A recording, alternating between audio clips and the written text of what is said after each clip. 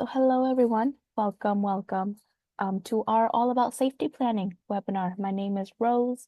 I am the community educator at Women's Advocates, and I will be guiding us through the webinar today. So thank you all for being here. Again, if you have any questions, comments, concerns, feel free to leave them in the chat. We can learn as we go. But before we officially start with the topic at hand today, I do want to talk just a little bit more about Women's Advocates, who we are and what we do as an organization. So we are a nonprofit organization located in St. Paul, Minnesota, and we offer just all sorts of help with outreach and education, webinars and presentations, exactly what we are doing right now. We offer emergency shelter for victim survivors of domestic violence and housing stability care for anybody who is seeking that as they are planning to leave our shelter and continue on with their life. We do help them with housing stability care as well. But yeah, we started in the early 1970s as a legal advice helpline. And a lot of the women who were working this helpline um, found out very earlier on that a lot of the women who were seeking divorce from their husbands and spouses were in an abusive relationship and they were going through domestic violence in their homes. So a lot of these women then had to come together and figure out what they will do to help a lot of these um, women who were going through abuse in their homes, especially if they have children. And a lot of them did. A lot of them had children. A lot of them had pets. And so they didn't know what to do. And so a lot of the women working this legal helpline opened up their homes, spare rooms, just everything of the sort to help a lot of these women who were going through abuse. And then quickly realizing that that was, of course, not sustainable and something bigger had to be done. So the first domestic violence shelter in the nation opened up, and it is our shelter called Women's Advocates. And they have been housing and helping victim survivors of domestic violence ever since. It's been 50 years since, a little bit over 50 years, actually. We just celebrated our 50th year anniversary not too long ago. And we're still doing that. We are expanding. We're trying to do more. So with that, let me CCing in Spanish. That's a good question. Let me see if I can do something.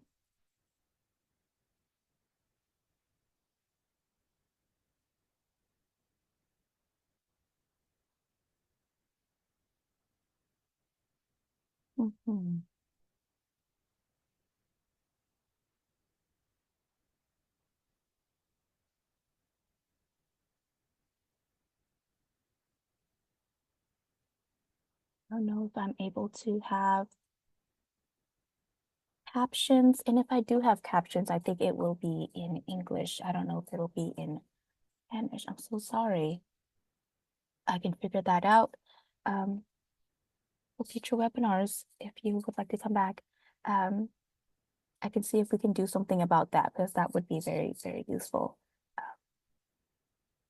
But for the time being, I'm going to read our land acknowledgement first. I'm going to copy and paste this into the chat in case anybody wants to take a look at it.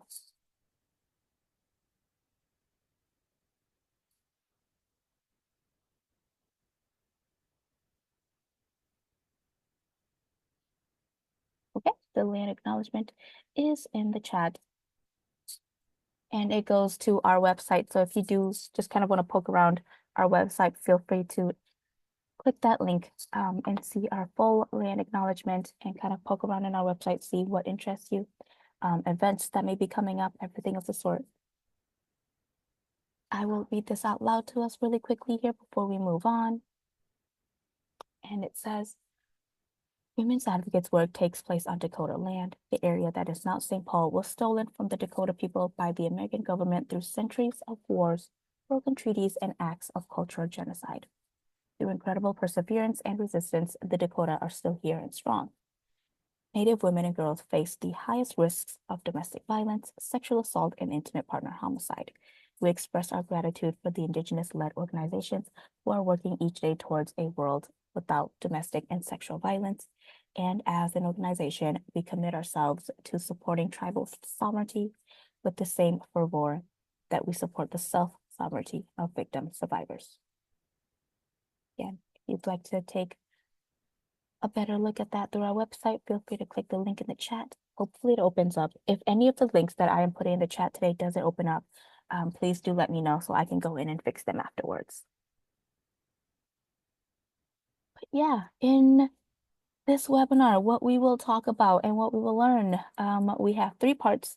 So part 1 will be diving into holistic safety, understanding the dimensions and importance of holistic safety, Part 2, what are the basics of safety planning?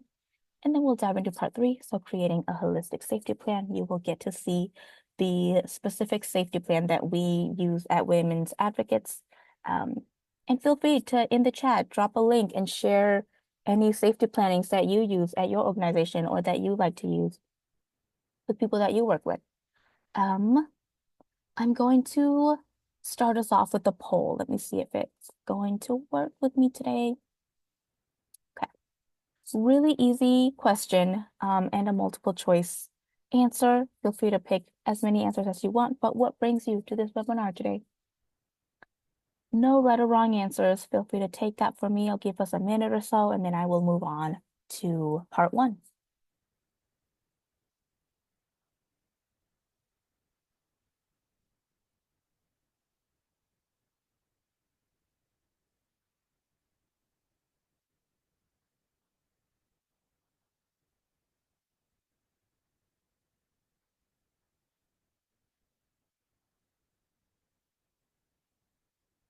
Couple more seconds for us.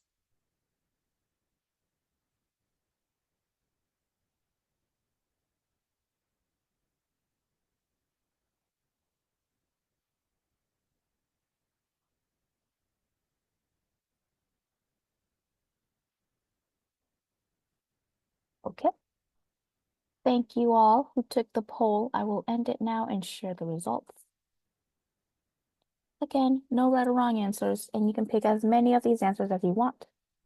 But the highest one is you want to learn everyday ways to promote survivor safety. Absolutely. And as we go, I hope you are able to learn that.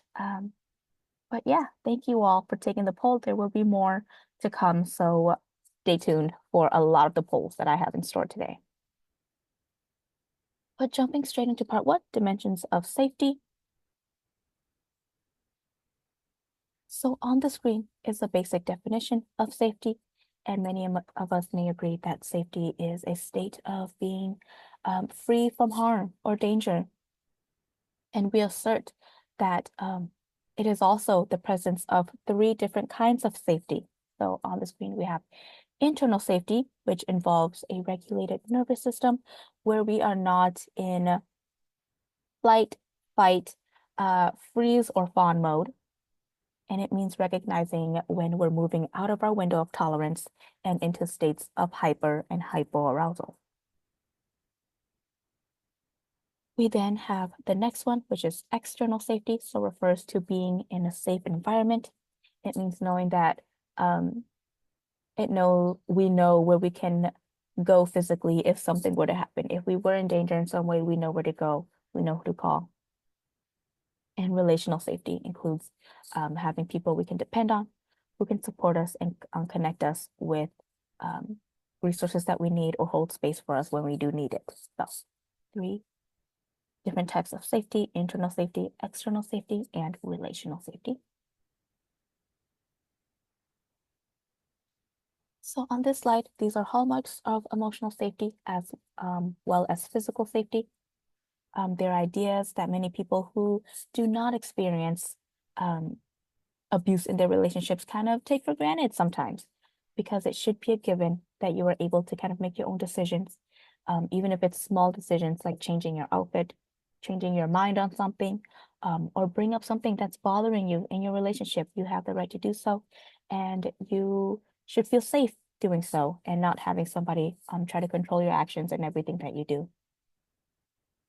And if you can think of what more ways to kind of freely express yourself in a healthy relationship, please do add it into the chat. Ways that you express yourself freely in your relationships, um, things that you tell victim survivors or anybody that you work with that has gone through abuse, what they can do to kind of more freely express themselves in any way at all. Feel free to leave them in the chat and we can bounce off each other as we go.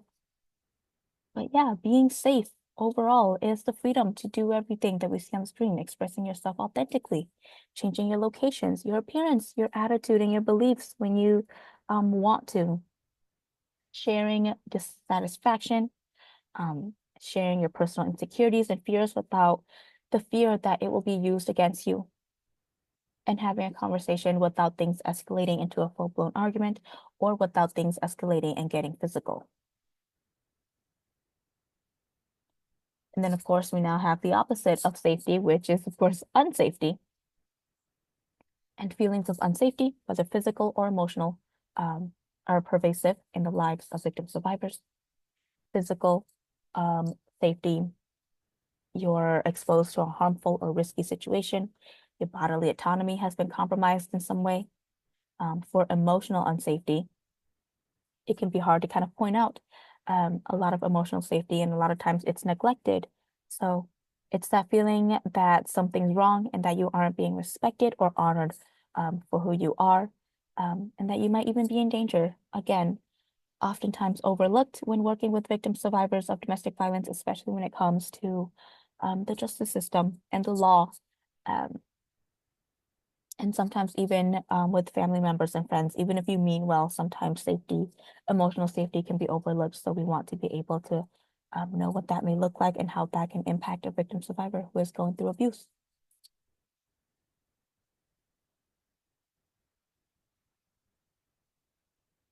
So sometimes we may wonder, how can we tell if someone feels safe, whether it's in their lives generally or within the confines of their relationships?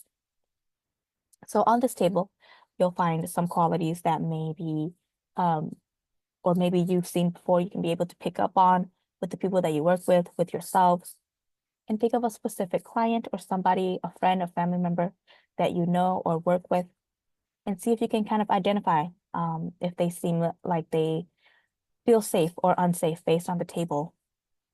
And if they feel, unsafe, what questions may arise from that? What would you like to ask them? So someone who feels safe can regulate their emotions, can pause before reacting, can have difficult conversations without name calling or insulting. They trust themselves to navigate conflicts, keeps conflicts to what's happening in the present moment, and asks questions, actively listens, and has a mutual exchange. Again, often doing this without the fear of things escalating um, and turning into a full-blown argument or turning physical and physical violence being involved. Someone who is safe is able to express all of this without the fear of any of that happening. And then someone who is unsafe is unable to regulate emotional stress, is oftentimes impulsive. Difficulty communicating leads to frustration, a lot of times leading to name calling, and again, full-blown arguments. Lack of self-trust, lack of safe trust causes defensiveness, but brings up the past. They keep score, attempts to hurt the other just to be right. There's really no progress in this argument or expressing their feelings at all. They really just want to one up the other person as much as they can. Assumes the other person's intentions, talks over them, is often egocentric. So it's also nice to assess yourself, right? Where do you fall on this chart? Do you feel safe in your relationships to talk and be on the side where you are safe, or do you oftentimes feel unsafe where you are more leaning towards this side of things? And it's normal to be frustrated. It's normal to be angry, right? We all know that. But it's how we handle it. It's how we kind of talk to each other and those around us that is impactful. So we want to know where we land on the spectrum, but we also want to know where the people that we work with, the people that we know, friends and family members, where do they land, and how can we then be able to help them if they were to need our help. So holistic means all encompassing. So treating the whole person rather than strictly the physical body or the immediate issue. And a lot of times when we are talking about domestic violence, holistic safety is not part of the conversation because people try to immediately solve the issue at hand. Or if, let's say, things just escalate and you were physically harmed by your partner or a family member, people try to kind of fix that immediate issue, that wound, that scar, that cut, that bruise that you got from this one instance, right? But when we talk about holistic safety, we want to be able to focus on everything. So your physical safety, yes, but also your emotional safety, your mental safety. And we're going to dive a little bit more into that as we go. But holistic safety recognizes that we're more than just physical bodies and that we have emotional lives, social lives that include other humans. So taking a moment to kind of go through all of these. For physical safety, your bodily autonomy is honored and adhered to. You are free to move through the world as you wish without interference from others. For your social safety, you experience supportive friendships and relationships. You are free to spend time with others as you wish, and your community respects you for who you are. Again, for emotional safety, the part that is oftentimes neglected, knowing that you will not be criticized, blamed, or rejected, or invalidated, or dismissed for your feelings and your emotional feelings.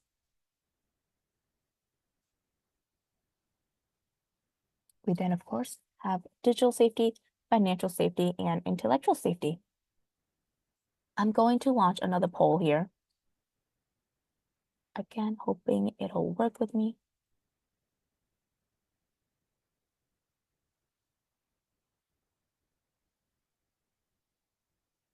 Perfect. If you see the poll, please feel free to take the poll for me. This is a single choice poll, so you can only pick one answer, but which dimension of safety do you want to pay extra attention to in your next interaction with a client survivor? Again, no right or wrong answers. It's just good for me to know. But we have your digital safety, which is your digital privacy being respected. This includes passwords. Pictures or videos of you are only posted to social media with your consent, and your devices are free from external location monitoring. For your financial safety, you are free to save or spend your money as you wish.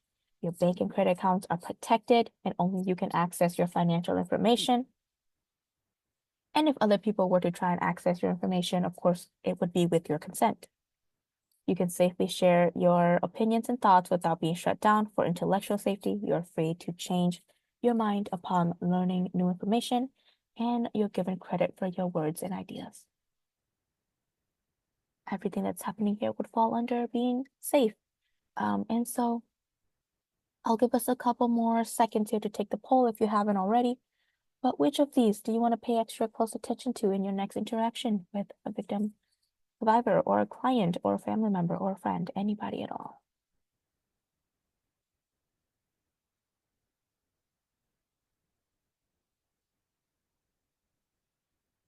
Couple more seconds.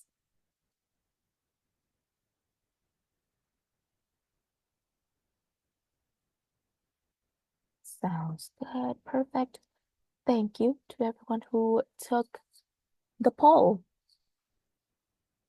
Again, no right or wrong answers here, but the top answer is physical safety, somebody's physical safety. I'm going to go back to the first slide here. So focusing on somebody's physical safety, your bodily autonomy is honored and adhered to. Next one is emotional safety. Again, oftentimes neglected, so it's nice to pay attention to somebody's emotional safety.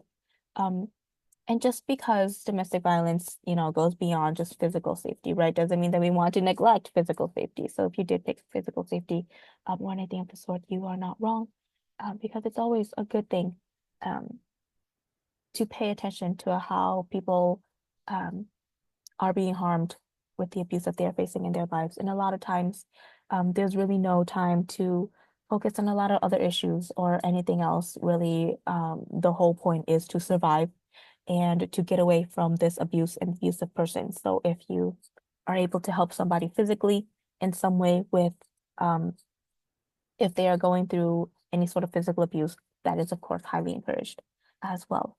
Thank you, everybody, for taking the poll.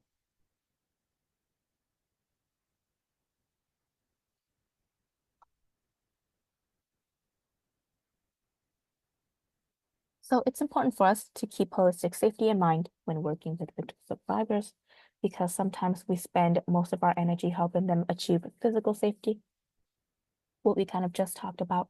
So writing restraining orders, finding safe shelter, um,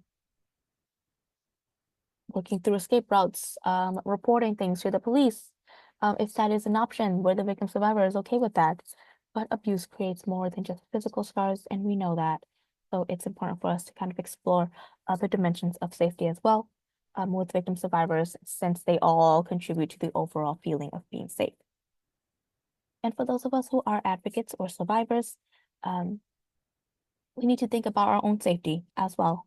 And we're going to talk a little bit more about that. But when we think about our own safety, we do want to think about how we don't want to get harmed, right? Jumping into certain situations, don't want to put ourselves in danger. And if you've gone through abuse yourself in the past and you were able to escape it, you know how scary it can be. And as much as you want to help, sometimes you also have to look out for yourself.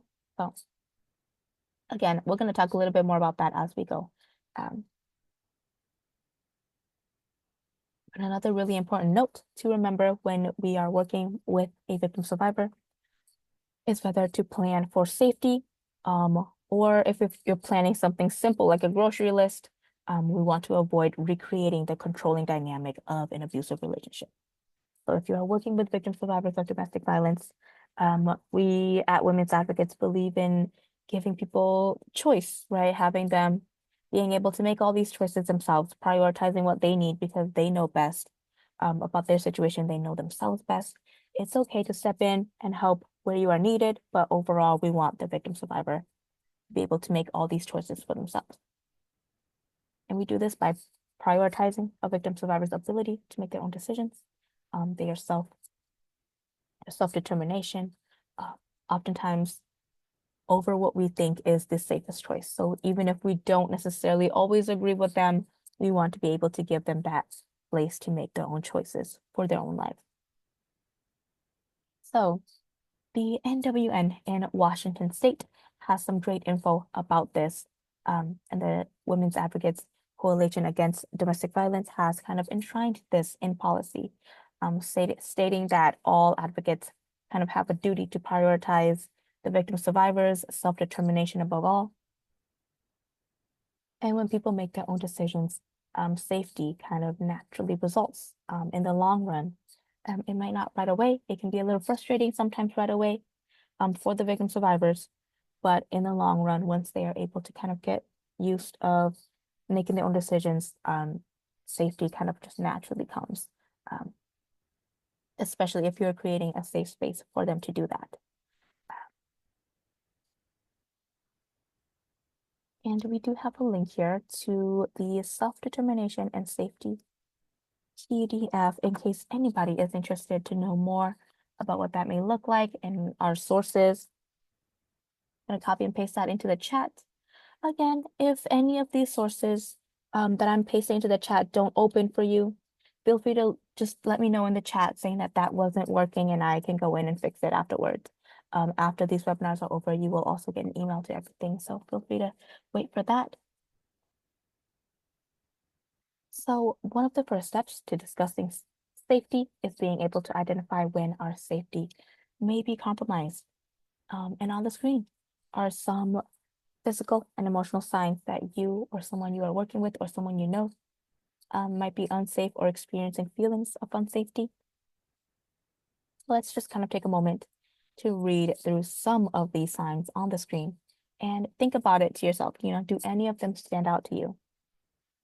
And if you'd like, what are some physical and internal symptoms that you've experienced when feeling unsafe, and how do you know when you need support? So feel free to leave that into the chat if you feel comfortable. And again, as we go through all of this, self-acknowledge of warning signs is an essential part of any safety planning. So feel free to think about yourself when you are looking at these and the people that you work with, friends or family members. But survivors in need of emotional support may experience changes in their breathing patterns, whether it's paused or slowed, feeling small, helpless, young, terrified, enraged, or out of control and wanting to hide all the time, feeling immobilized, frozen, and stuck, hopeless, or depressed, thinking in extremes such as always, never, like you're never enough, you're always making mistakes.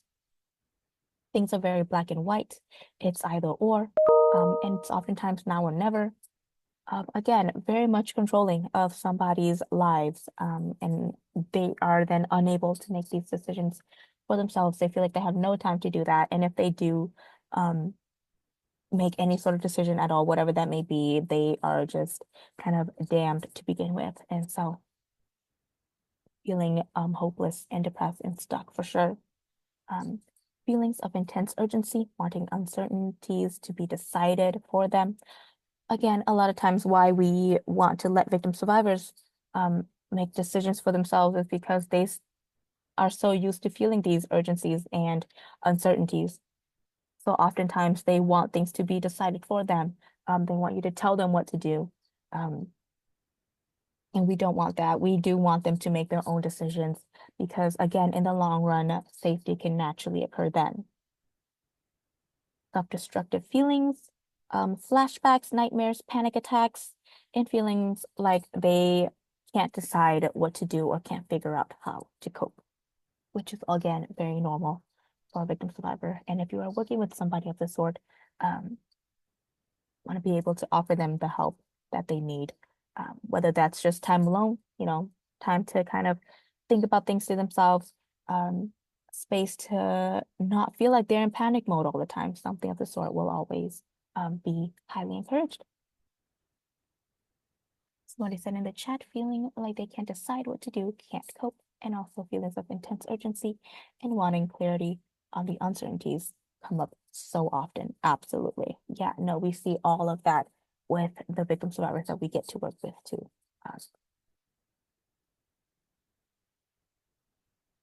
Okay. So earlier, when discussing internal safety, we mentioned our windows of tolerance. And this video is just going to dive deeper into this concept and give us more language for understanding what might be going on internally when we're unsafe and how we may access regulation during moments of distress. It's a really cute video. I really do like this video. So I am going to play the video. Please let me know in the chat if you can hear it or not. And I'm hoping that it all goes well, I hope.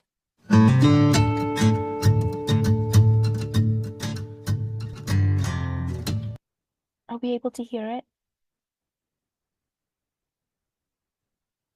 Yes? Okay, perfect. Thank you so much.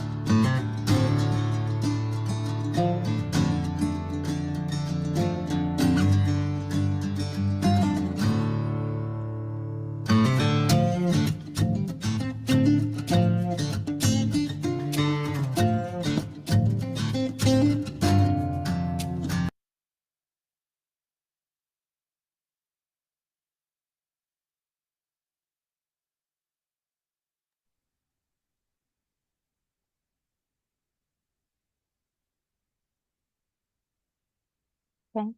Hopefully we liked that little video. Again, I think it's one of the cuter videos that we show on our webinars. And I've also copy and pasted the link into the chat in case anybody wants to kind of watch it again or go and use that video for anything that they are doing. So feel free to open that link. Mm,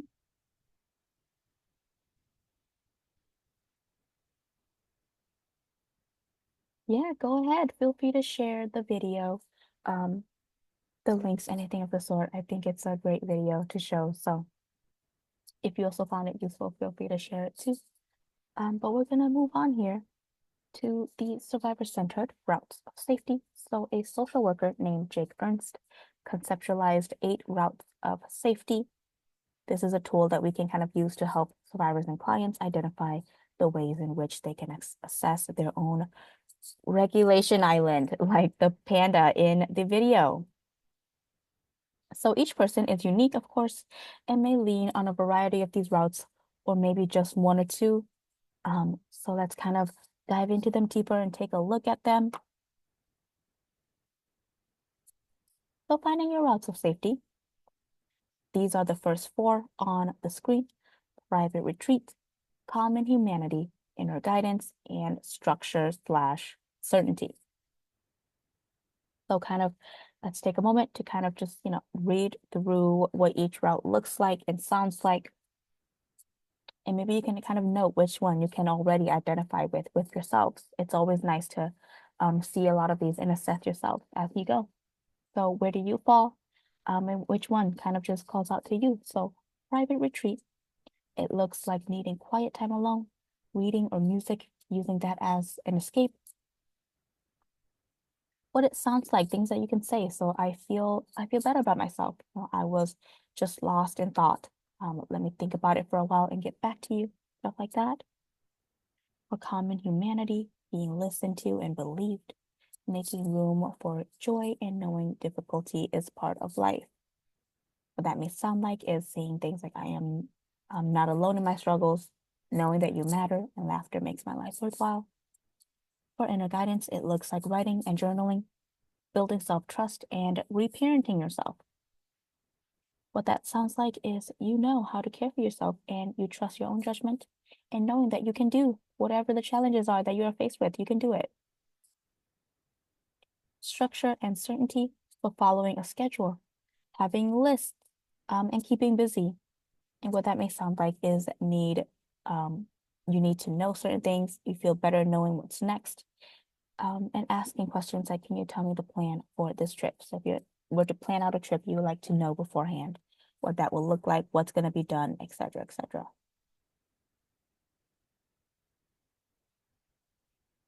This next slide are the next 4 routes of safety. So we have sensory experiences, quality relationships, protective measures, and closeness and proximity.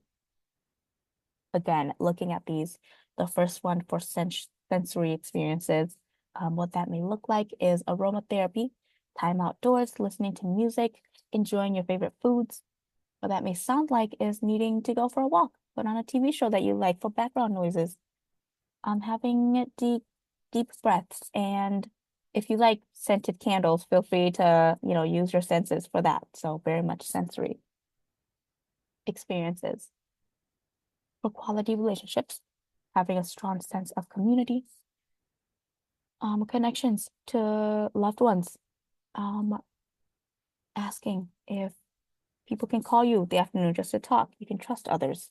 Your community will help you heal if you were to open up to them.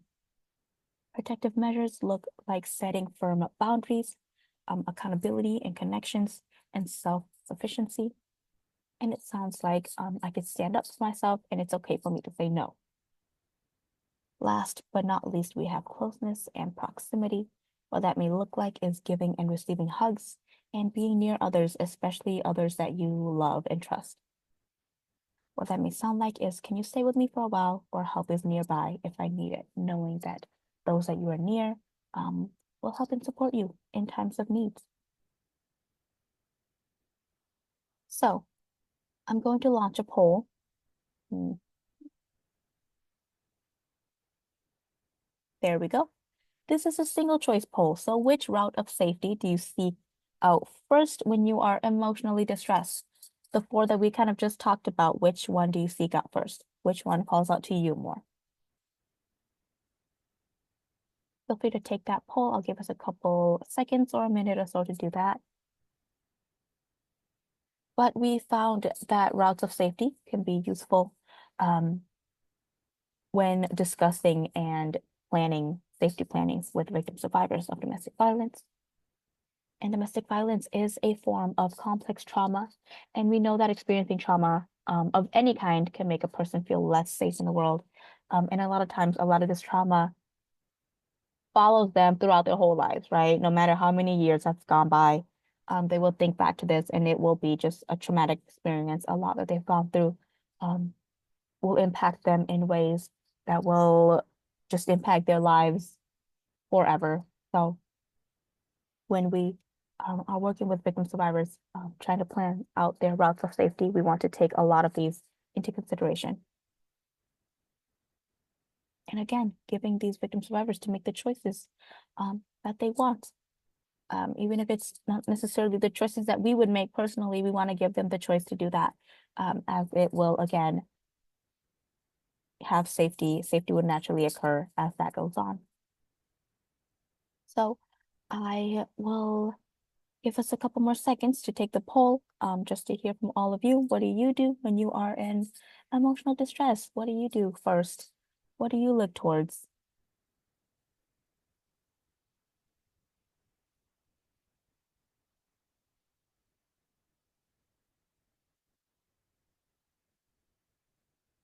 Okay, I'm going to end the poll now. Thank you all for taking that poll. Again, no right or wrong answers at all. This is a very personal one to you. But the one with the most votes is inner guidance. Inner guidance is one, and private retreat and quality relationships are tied. We also have people going for structure and certainty, along with protective measures. Closeness and proximity is also one. That's good. Thank you all for taking that poll. But for inner guidance being the top one, let me just take a look at it again. Let's all just take a look at it. That inner guidance. So what that may look like: writing and journaling, building self-trust, reparenting yourself. So good to know. Good to know. Thank you all for taking that poll. Did I share the results with you all? There it is. There it is. But a couple more polls coming your way as we go. Routes of safety when working with victim survivors and how that kind of plays into our safety planning when we at Women's Advocates work with victim survivors. And now we're going to dive into part 2 of today's webinar, so understanding safety planning. So we have another poll for you all here.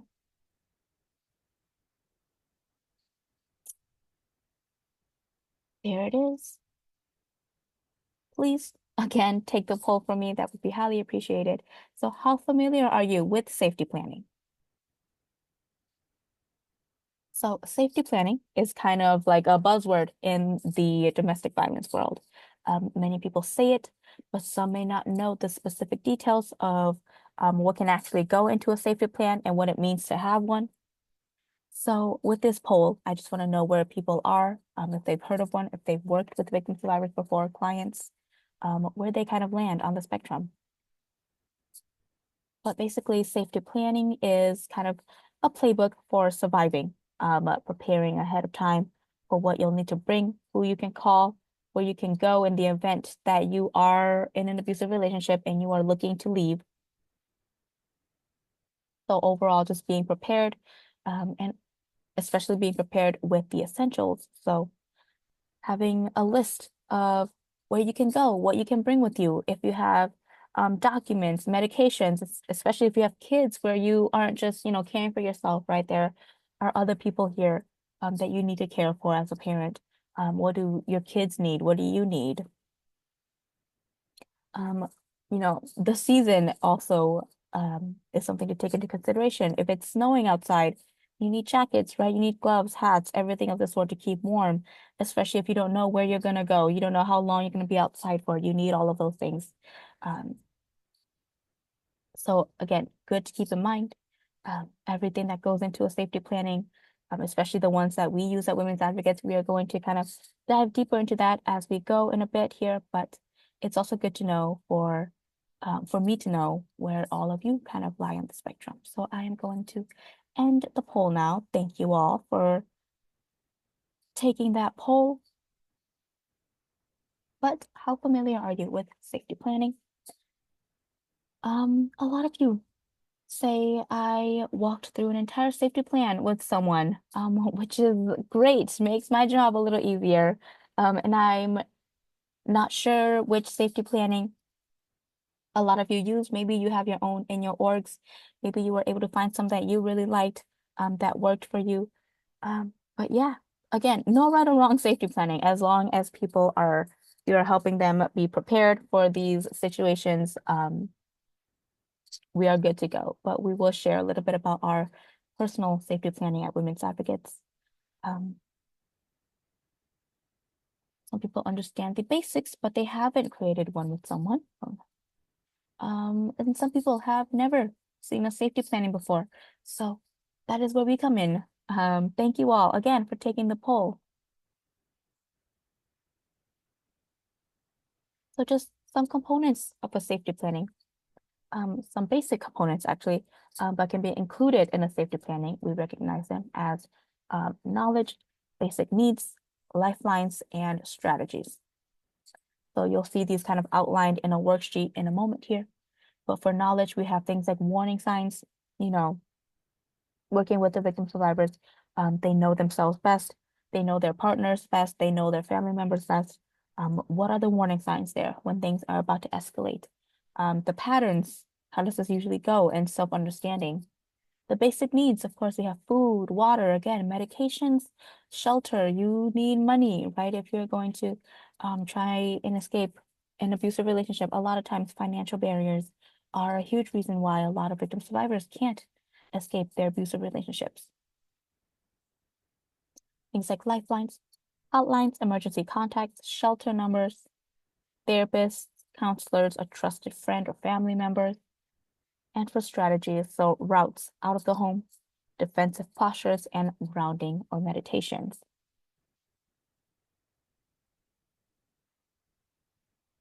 Okay, so we are now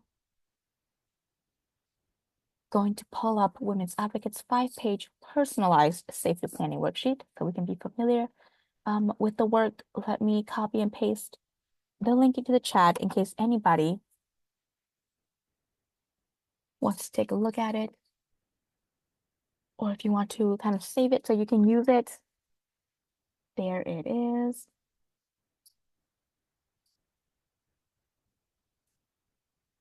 But we are going to walk through it in a bit here. Feel free to open that up just so you are familiar with it. But we also have this thing where we like to talk about our emotional safety toolbox. So again, the physical items that you may need in there, your basic needs, lifelines, mental techniques. And you can, of course, change these up and make it fit the victim survivor personally, whatever they may need, right? Again, their choice, their decision, what they need.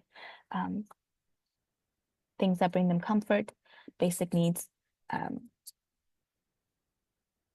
mental techniques, and lifelines. I'm glad you like the safety planning worksheet. Hopefully it is easy to look through it and guide you through it. Hopefully not too much to it, but yeah, we often do this with victim survivors that we work with. And we are going to go in depth into it a little bit here. But this is just a little emotional safety toolbox that we like to talk about with victim survivors of domestic violence. I think it's also on our safety planning worksheet where we have a little like toolbox activity there too for them to kind of plan out what it is that they need if they were to try and escape an abusive relationship.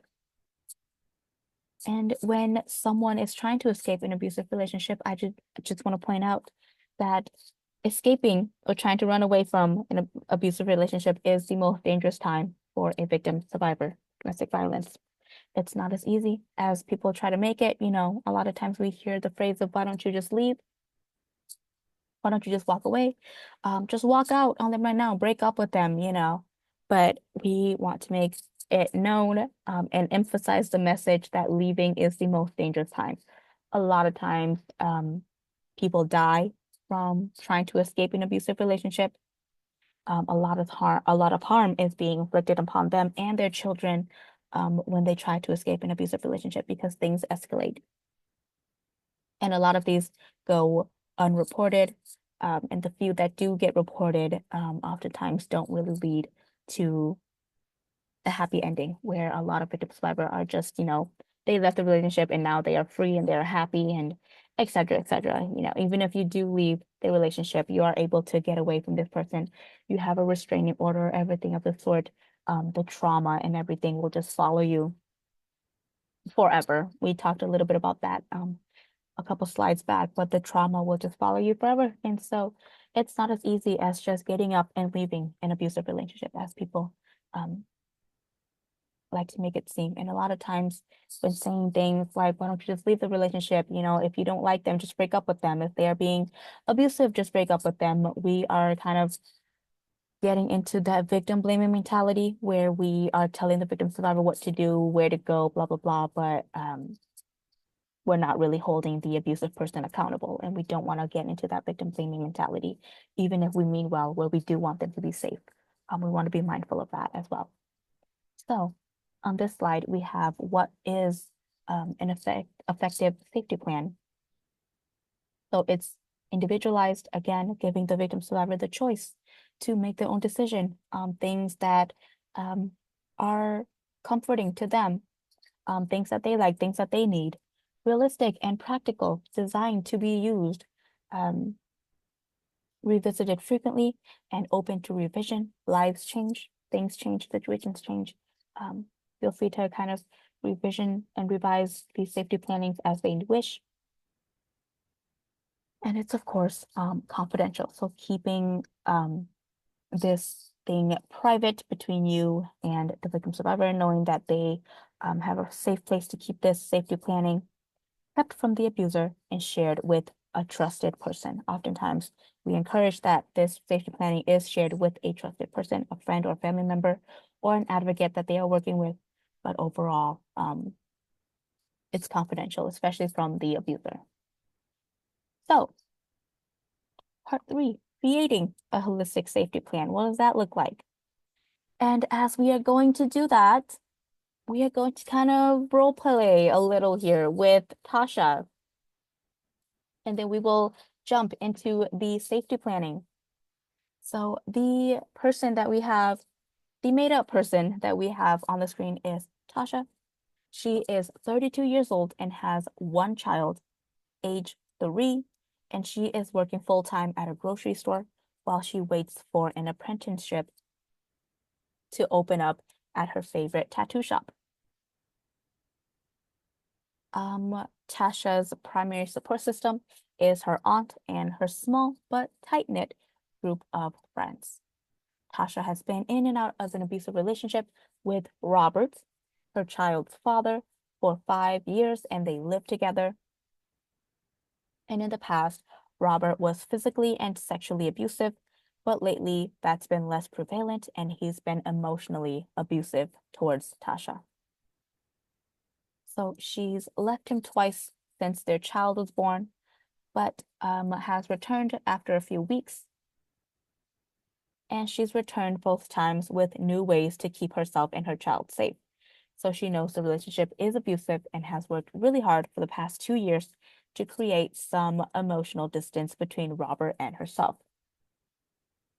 So now that she has a stable job and a strong support system, Tasha is wanting to leave Robert for good.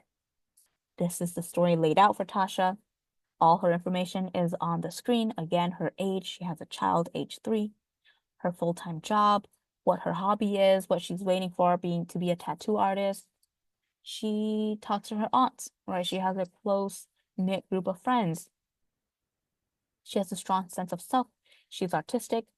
She's a natural born leader. And her experiences of abuse is from Robert, her child's father. Um, we know that they've been in a relationship for 5 years, and the abuse has been physical and sexual, but as of recently, it's been mainly emotional. And we know that she's left twice before, but her goal now is to leave permanently. So, if Tasha were to come to you asking to kind of walk her through our safety planning, what would that look like? So, there are some things we know about Tasha that we can kind of easily answer right away. When we ask ourselves, is she being isolated? We know that she is not being isolated because she talks with her aunts and she talks with her friends. She's able to go to work and she's not experiencing high levels of social isolation. And we don't know about physical safety, though, not so much physical abuse anymore, but that could, of course, easily escalate. We don't want to wait for it to escalate. Um, and just because he's, you know, more emotionally abusive now doesn't mean that that's better, right? One type of abuse doesn't mean that it's quote unquote better than another type of abuse. So if you're being emotionally abused, that doesn't mean that it's better because at least quote unquote you're not being physically harmed. Um, so all types of abuse that falls under domestic violence is bad. We want to acknowledge that and we want to kind of um, pay attention to her situation so she's not really going through physical abuse anymore, more emotional abuse. But again, that can quickly escalate. So, what problems do we want to ask? What questions do we want to ask Tasha about her physical safety as she plans to leave? And has Robert, threatened to stalk, to physically harm her or her child if she were to leave? And just because physical unsafety isn't fully apparent to you doesn't mean that it shouldn't be a concern. And always check in to see if the victim survivor have a concern about their physical safety because they know their situation best. As far as verbal and emotional abuse, it's still ongoing. He is a lot more emotionally abusive right now. We'd ask Tasha things like, what does Robert say to her? How is he emotionally abusive? What does he say? Um, and we can then workshop how she can respond, whether she wants to actually respond to Robert in some way, or she can kind of just respond to herself and her brain. Like, if he were to say this to me, I would say this back. Because we know that she has a strong sense of self, but we can always reinforce that with affirmations and a good support system, especially as advocates, especially if you work with victim survivors. And just letting her know overall that she is worthy and she is able to really take this on and leave for good if she really wants to. If anybody has questions or has a hard time with affirmations, we have a lot of affirmations here at Women's Advocates that we put into cards. Feel free to click the link in the chat to learn more about that. But here it is. We have Tasha's safety plan kind of laid out for us, and we can kind of go through them about what the safety planning looks like. And if you have it open too, that would be great. Kind of go through it with us. So yours should be blank because we are working with Tasha and her safety planning. So on the step 1, check the behaviors or actions that this person has taken to harm, scare, or control you. So some of the ones that we have checked off is pulling her hair. Robert has pulled her hair, cheat on her, call you names or make you feel small. Robert has hit, slapped, or punched Tasha before. Robert tells Tasha what to do, where she can go, what she can wear. Her partner, Robert, also threatens suicide if she were to leave, forced to do something sexually that you don't want to do, or Robert would call and text constantly. Again, depending on the victim survivor, feel free to check off whichever ones they are going through, wanting them to be as honest as possible when working on this. And then we have Part two. So warning signs of the abusive behaviors. So what are warning signs for her situation? Robert comes home after drinking too much and is slurring his words. When that happens, Tasha knows that things can escalate very quickly. Robert begins ridiculing her for something he thinks she should have done differently. And Robert makes threats to Tasha to take her child away from her. So these are all warning signs going on in Tasha's relationship with Robert, and good for us to know. Feel free to, again, make this personalized to the people that you work with. Um, and then we have step three, which is emergency contacts. As a shelter, we like to have our information on here as well, but just for people who, may need these emergency contacts, we have 911, of course. But we also want to acknowledge that a lot of times um, victim survivors feel like the system, police, the law, it's not really on their side. So if they want to call 911, they are highly encouraged to do so if things get out of hand. However, if 911 is not an option for a lot of victim survivors, we do want to offer them a bunch of other resources and places that they can call if they were to need help. So things like the Day One Network, women's advocates, they know about us now. And if you are new here, you also know about us now. We are a shelter, so feel free to have people call our crisis line. We have things like Esperanza United, Asian Women United, with helping Asian women who are going through domestic violence, everything of the sort.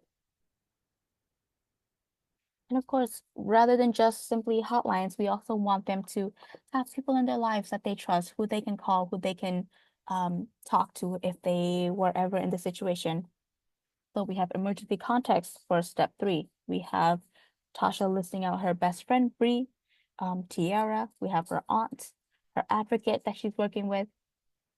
And if she were to leave, who can she stay with for the time being? If she were to leave for good, she can stay at her aunt's house or her best friend's house. And if people don't have anybody or anywhere that they can stay, of course, feel free to refer them to as many shelters as you can. We would love to talk to them, be able to offer them any help. Again, you know about us, women's advocates, feel free to send them our way. Or if you work at a shelter, feel free to help them however you see fit, because a lot of times we see it all the time where victim survivors don't have family members or friends that they can kind of stay with, or the abuser knows the homes of these people. So if the victim survivor were to stay with them, things might just escalate. And they don't want to put their family members or friends in a dangerous situation either. So it can be hard. Step four is the go-to bag. This is also kind of like the emotional safety toolbox that we talked about a little bit ago. But what do they need? Medications, vital documents, change of clothes, cash, keys. And then we also have some for the kids. What do the kids need, right? And a lot of times for pets too, what do the pets need if you do have pets? So when victim survivors, again, have kids and pets that they also have to care for, it makes it just a little bit harder for them to escape these abusive relationships, because it's you want to offer your kids and your pets a safe place to stay, um, but it can get hard sometimes, especially um, if there are shelters where they don't take pets, and you don't know what to do with the pet if shelters don't take the pets. So want to talk a little bit more about our little pet foster program at Women's Advocates. It's actually not little, it's been in the works for a long time now, and we do good work with it. So if you guys do want to know more about our pet foster program, feel free to visit our website, poke around, read more about it, contact us if you have anything that you want to know about it. If you know anybody who is trying to escape an abusive relationship and they would like help with their pets, feel free to contact us and we can connect you with our pet foster program. Other than that, we have step five, which is safety tips. What can you do to stay safe in this situation now? So, can you do in your home to stay safe? In your neighborhood, you can call 911, or you can call. Tasha has given us a number to somebody that she can call.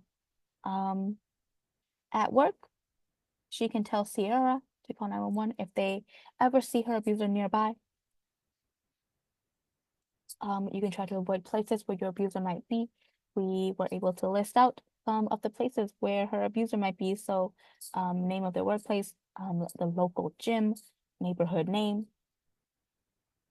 and overall just trying to stay safe from the abuser, avoiding places that they may be. Um, but also having people on your side who can vouch for you and can look out for you, and people that you trust. If these people were to ever see the abuser around, they would know what to do. And the last slide, to our personalized safety plan at Women's Advocates, we have step 6, again, focusing on emotional safety, right? We were going through all the physical safety. So what is being done? What have you gone through? What can you do? Where can you go? What can you call? And now we want to focus on the emotional safety. So, what can you do to kind of be calm and be relaxed? What are your coping mechanisms? And we know that Tasha likes to listen to music and hugging her child. You can also write things down. So she likes to draw and sketch, and she likes to joke with her friends. But also, what can you tell yourself as affirmations to kind of just cope and feel better with everything that's going on? And so writing down some affirmations on the last part is also very useful when we work with victim survivors. And again, if you're not good with affirmations, we have some copy and pasted into the chat. Feel free to check that out. But here is another poll from me to you. What is your current comfort level with creating a safety plan with a client survivor, especially if you have done it before? A lot of you said that you've done one before with a victim survivor, again, which is great. But yeah, how comfortable are you going through something like this? And if it's your first time, seeing a safety planning and you don't know what to actually say or do in these times, and if anybody that you come across do need help with safety planning, feel free to refer them to us. We would be in touch with them. We would love to help them out.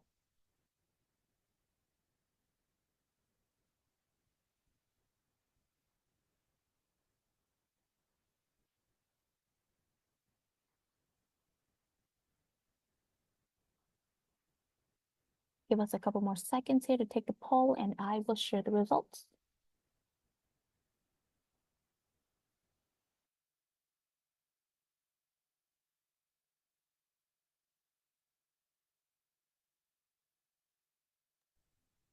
Okay. Thank you, everyone who took the poll. This is what you all said. So majority of you said you could support a survivor in filling out the 5-page plan, which is incredible, incredible. Again, especially if you've done it before or looking through it now, it looks pretty easy to do, to walk through it with somebody, right? Some of you would want support from an advocate. Again, that it's totally doable. You know about us now at Women's Advocates. If you would like our help, or you would like to refer somebody to us, feel free to do that.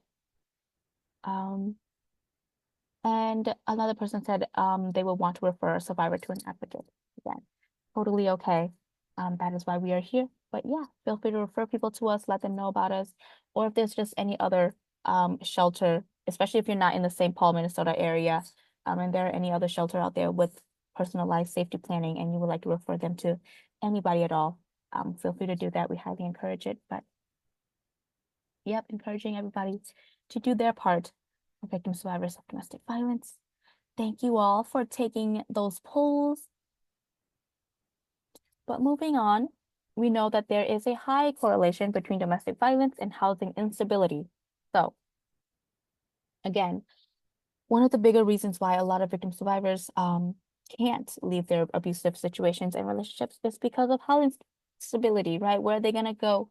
How are they gonna survive and live? How are they gonna find a job? How are they gonna be able to provide for themselves, especially if they have kids and pets? How are they gonna provide for them? So you might encounter victim survivors of domestic violence who are staying at shelters or encampments with their abuser, or unhoused survivors who have separated from an abusive partner who is currently unhoused, homeless. So a safety plan that asks about routes out of the home or private spaces probably won't be helpful for unhoused victim survivors. But you still want to ask about those, abuse tactics, the abusive triggers, and safe places that they can stay. And again, if they don't have any places that they can stay like that, we, as shelters, would then be the ones to refer them to. So when working with unhoused victim survivors, um, you may ask questions like, where do you typically stay at night? You know, um, who are your close friends and where do they stay? And are they friends with your abuser? If you were to stay with them, would that be okay? Where does your abuser spend time during the day? Asking them questions like this to know a little bit more about their situation. Because trying to do a safety planning with unhoused survivors could be just a little bit tougher. And so this is again where it's really useful to refer them to shelters like us, or in the areas that where you are from. So they just have, and they just know if there are any safe places and open spaces where they can stay. So if Tasha's goal had been to stay in the relationship, her safety plan would look very different. And on the screen are some more things to kind of just take into consideration. So planning with survivors in contact with the abusive person. A lot of times this may happen because they co-parent. Maybe their names are also, on the property and the houses that they own. So they share the house, they share cars, everything of the sort can make it just a lot harder for the victim survivor to just cut off this person and leave overall. So sometimes victim survivors are still very much in contact with this abusive person. So what that may look like is more questions that you can ask is things like, where will you go? Or what's in your go-to bag? What's your go-to place if you were to leave this person for good? Um, these would be questions to ask and explore kind of the relationship that this person has with the abuser. Um, and again, it's also useful to kind of go through what triggers the abusive person, keeping in contact with them um, could potentially, again, escalate things and trigger things um, and turn things into a much, much bigger issue. So as advocates and as people who work with victim survivors, we want to do our part to really make sure that these victim survivors are safe. So referring them to shelters if they were to need it, protective orders, if that's possible. Again, if the victim survivor feels safe, calling 911, having these protective orders, it's nice to have and to be able to help them through that. De-escalation techniques, planning and addressing the abusive partner, but of course not putting yourself in danger in any way. And if the victim survivor knows that that is not an option for them, we don't want to push that either. Different visions of safety, what does that look like? And checking in frequently with the victim survivor just to make sure that they're safe, especially if they have kids and pets, make sure that everybody is safe and not in harm. So freedom of choice needs to kind of come first before genuine holistic safety can be achieved. And we need to recognize that leaving may not always be an option in the survivor's eyes. And it is up to us to kind of respect that and inquire about their desired outcomes instead of prioritizing our own or thinking that we know best. Again, we kind of talked about this a couple slides back, but sometimes we want to give the victim survivors a clear-cut answer, right? This is what you should do, this is what you should go, et cetera, et cetera. But a lot of times we need to respect and understand where the victim survivor is coming from, even if they are choosing not to leave the abusive partner for a multitude of reasons. We are not going to blame them for it. We are not going to get into the victim blaming mindset, but we want to be able to understand why they are making that decision.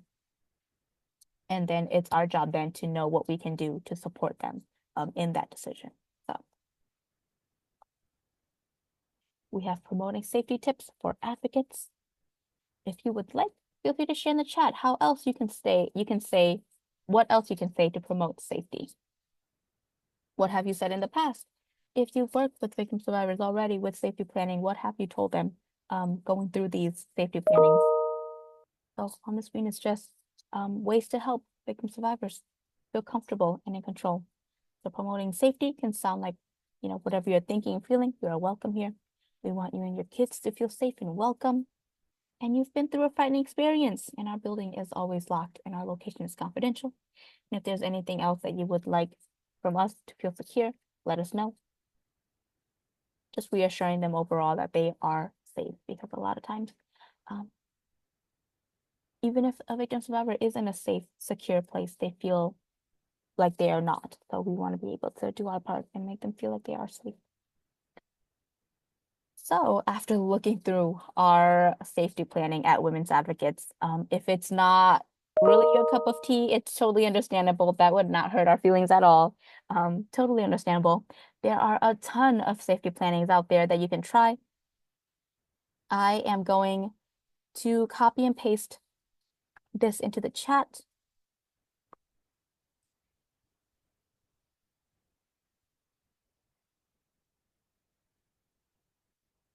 Feel free to click on that link to know more about safety planning checklists. A lot of these links on the screen are for safety planning, different safety plannings, if the ones at Women's Advocates just isn't your cup of tea.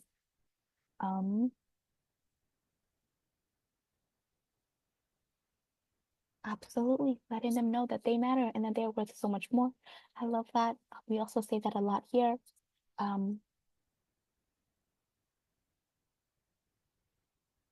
Yep, they are in control of their own life, right? They are able to make the choices. They don't have to make a choice if they don't want to. They are there to kind of take control of their lives, and kind of pointing that out and really, really pushing that narrative. Absolutely. The self-care plan template. Let me see.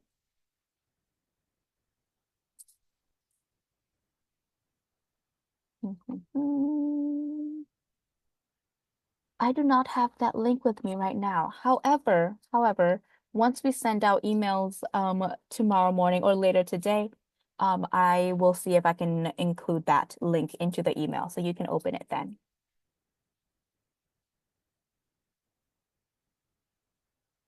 But yeah, we've reached the end of today's webinar. This is just further resources and readings,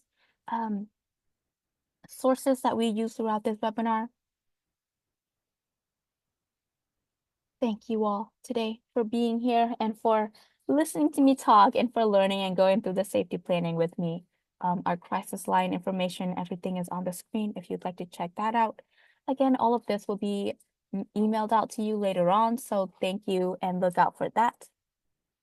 This is just a post-webinar survey. I'm going to paste it into the chat if anybody would like to take that. And if it doesn't, it seems like it's not working. As you close out of today's webinar, it will also automatically pop up for you. So here we are at the end. Feel free to scan the QR code on the screen to download a presentation, the presentation today. Again, it will be emailed out to you. So if you don't want to do that right now, that's totally fine. But if you want to just have that on hand right now, feel free to do that. Our contact information and everything is on the screen. And for sticking with me for so long, I am going to give everybody what they are waiting for, the certificate of attendance. If you have stuck with me for the full hour or so, there it is. It's in the chat, the certificate of attendance. Feel free to click on that, put your name, the date, print it out, keep it. And if you weren't able to download the PDF slides from the QR code, here's the link to those now. Thank you all for being here. I hope you enjoyed it. I hope something new was learned, and I hope that we are more comfortable now, safety planning with victim survivors of domestic violence.